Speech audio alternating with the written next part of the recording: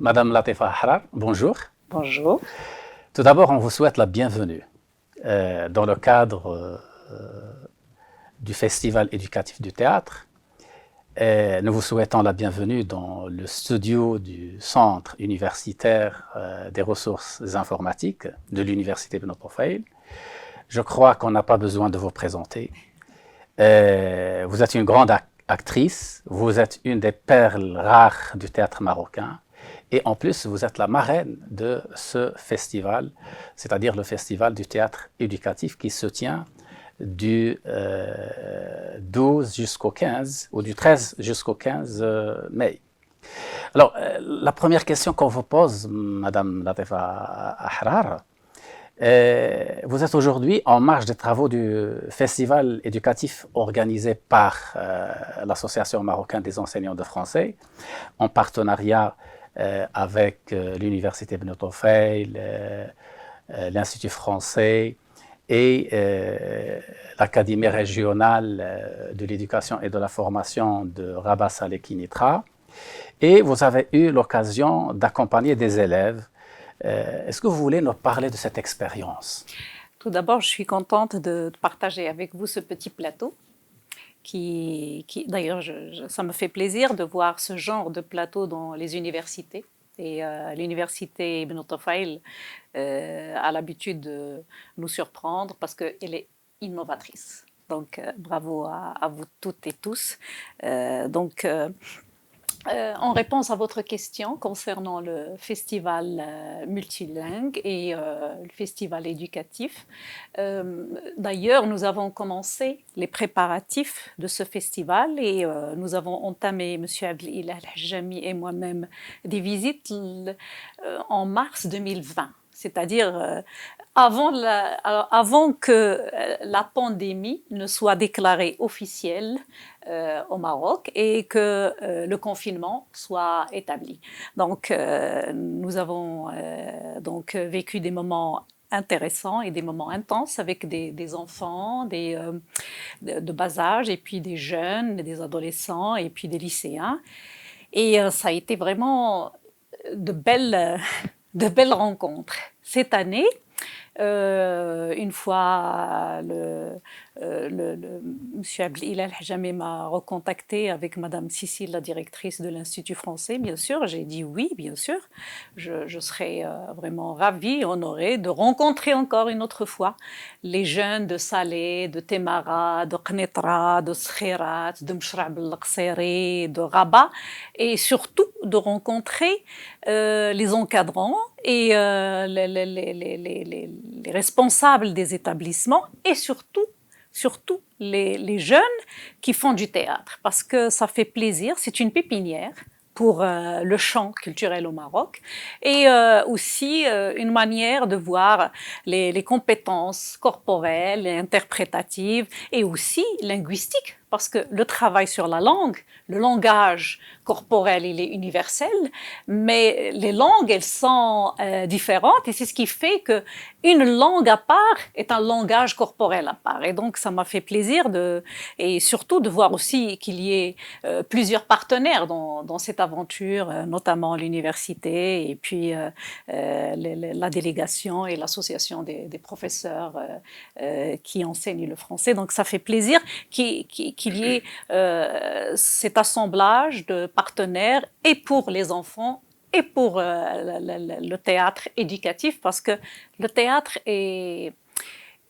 c'est un art pluridisciplinaire. Donc on touche à tout. La voix, le corps, les grimaces, la respiration, la diction, la marche, la prise de parole, la mise en espace, la mise en situation. Donc, c'est une manière de se prendre en charge soi-même. Et donc, cette compétitivité qui se permet sur scène, et sur la scène de l'université. C'est une compétitivité que nous avons vue dans les établissements, mais pour moi, les récompenses, les vraies, c'est de voir ces jeunes-là vraiment un jour sur scène, à la télévision, dans les cinémas, et aussi le monde digital maintenant qui commence à prendre de l'ampleur. Merci.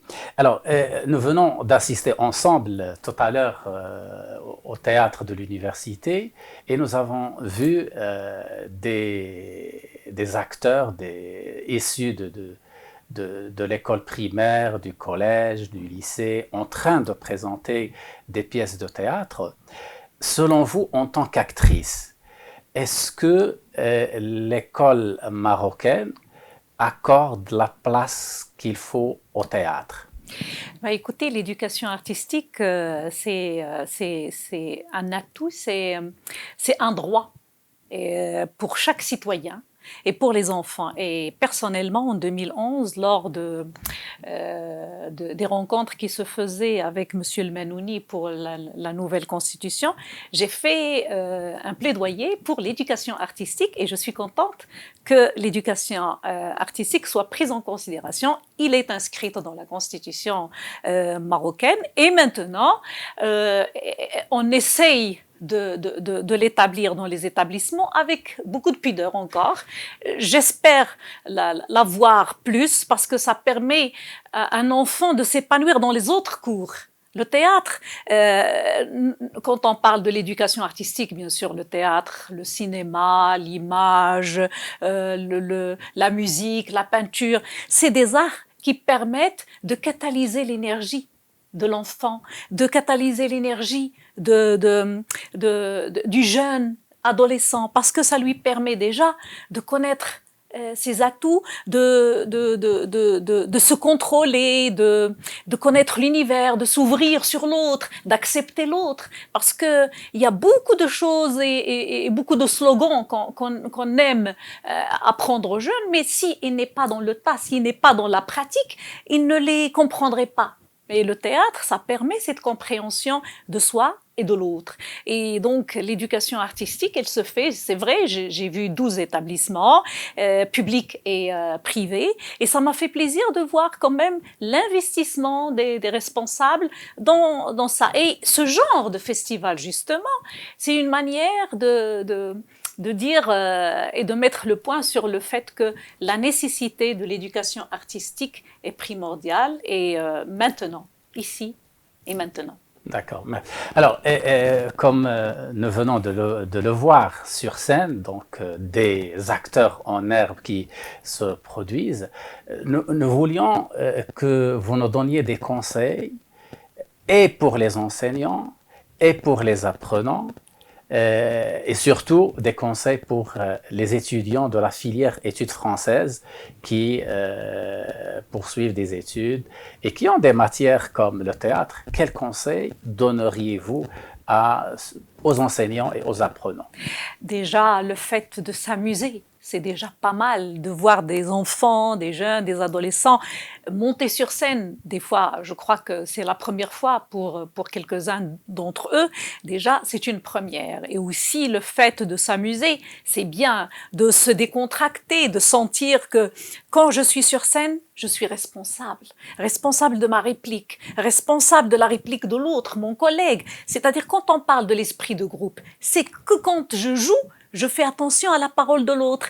Quand je joue, je fais attention à mon déplacement. C'est-à-dire qu'il y a une certaine manière de...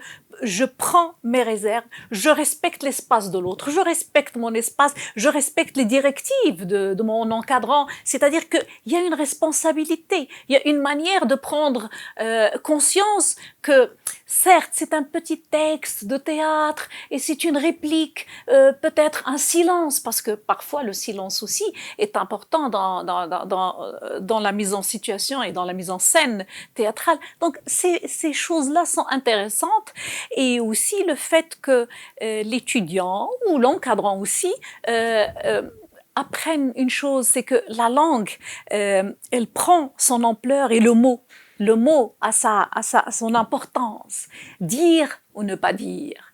Se taire ou ne pas se taire, créer, être dans l'originalité, bannir les clichés, c'est-à-dire ne pas regarder les autres et faire le duplicata ou imiter. Non, laissez les jeunes, les enfants donner de leur originalité, la fraîcheur aussi, la spontanéité. Ça, c'est des choses qu'on cherche. Merci beaucoup, Latifa Ahrab. Je rappelle que vous êtes la marraine du Festival du théâtre éducatif organisé par l'Association marocaine des enseignants de français. Encore une fois, merci de votre générosité. Merci d'avoir accepté cette interview. Encore une fois, merci. Merci à vous et c'est un plaisir de répondre à des questions aussi intelligentes. Merci beaucoup. Merci.